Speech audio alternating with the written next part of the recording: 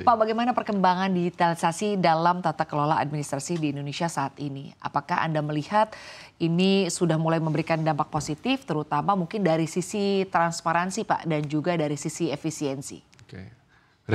Revolusi digitalisasi ke dalam tata kelola sudah diimplementasikan oleh pemerintah sejak amanat dari Perpres nomor 95 tahun 2018 tentang sistem pemerintahan berbasis elektronik.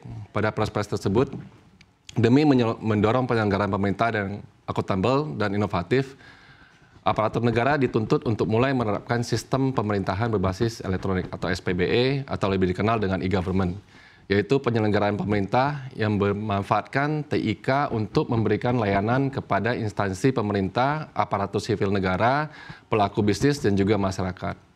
SPBE berada di bawah tim koordinasi SPBE nasional yang beranggotakan dengan Komdigi, Menteri Dalam Negeri, Menteri Pan-RB, dan PBN atau Bappenas, Menteri Keuangan, terus ada Kepala BPPT dan Kepala BSSN dan tim koordinasi SPBE. Pelaksana SPBE dapat dikatakan terstruktur, di mana dalam penyusunan rencana dan anggarannya berpedoman pada arsitektur SPBE, yaitu memuat kerangka dasar yang mendeskripsikan integrasi proses, data, dan informasi, infrastruktur, aplikasi, dan keamanan SPBE untuk menghasilkan layanan yang berintegrasi. Penyusunan arsitektur SPBE dilakukan untuk mengetahui proses mana yang saja yang ada dan menyambungkan dengan layanan yang ada. Sebagai salah satu contoh penerapan SPBE adalah dengan pendukungan pemerintah daerah termasuk dengan pewujudan smart city di daerah. Baik, jadi artinya Anda melihat ini ke depannya mungkin harapannya akan menjadi lebih baik lagi ya. Benar. Tapi sejauh mana implementasi e-katalog dalam proses pengadaan barang dan jasa pemerintah yang mana telah berkontribusi terhadap transparansi dan juga efisiensi? Sebenarnya e-katalog itu sudah dicanangkan oleh Pak Presiden Prabowo. Per 1 Maret wajib menggunakan e-katalog versi 6. Ya. Jadi pandangan kita sebenarnya dengan adanya e-katalog versi 6 ini, seperti yang tadi disampaikan, banyak sekali catatan-catatan yang mungkin di e-katalog versi 5 dapat diperbaiki di e-katalog versi 6. Ya, harapan kita sebenarnya adalah pemerintah daerah, KLPD mulai aktif menggunakan e-katalog versi 6 yang sudah dirancang sama LKPP bersama dengan GovTech Telkom, sehingga bisa menghindari tadi beberapa hal yang mungkin menjadi kekurangan-kekurangan di katalog versi sebelumnya. Baik, jadi harapannya di katalog versi terbaru ini memang benar-benar bisa berkontribusi ya Pak ya terhadap transparansi dan juga efisiensi dan juga mungkin lebih praktis juga ya Pak ya. Benar. Lalu tantangan utama apa Pak yang dihadapi dalam penerapan e-katalog di berbagai instansi pemerintah Pak sejauh ini? Menurut kita sebenarnya aplikasi dan sistem itu kan sudah dibikin sama LKPP bersama dengan Telkom. Jadi harapan kita sebenarnya ya dengan adanya versi 6 ini pemerintah KLPD mulai beralih dari versi 5 ke versi 6. Ya, Pak, Shifting, betul. Nah, namanya juga sistem baru, pasti banyak hal yang belum sempurna tentunya. Ya, tetapi banyak sekali perbaikan-perbaikan yang sudah dilakukan sama LKPP dan Telkom dari versi 5 ke versi 6. Seperti di versi baru ini kan sudah ada sistem kurasi. Ya, jadi yang tadi disampaikan banyak terkait dengan harga, terkait dengan produk, terkait dengan perusahaan.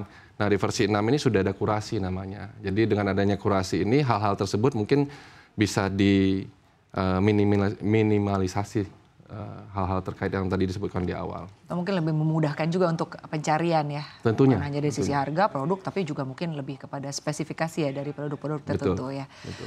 Lalu dari Aken sendiri Pak, bagaimana bekerja sama dengan pemerintah untuk bisa mengatasi hambatan dan juga implementasi Pak dari e-katalog ini? Kerjasama-kerjasama seperti apa? Tadi kan Anda menyampaikan bahwa ini memang perlu shifting ya ke versi 6 gitu. Tentunya pasti butuh waktu. Seperti apa Pak kerjasama yang dilakukan? Jadi Aken itu dengan LKPP itu bersinergi terus Bu. Jadi bisa dibilang kita hampir tiap bulan itu melakukan sosialisasi ke teman-teman stakeholder ataupun pentaholics-nya lah yang di dunia ekosistem B2G ya.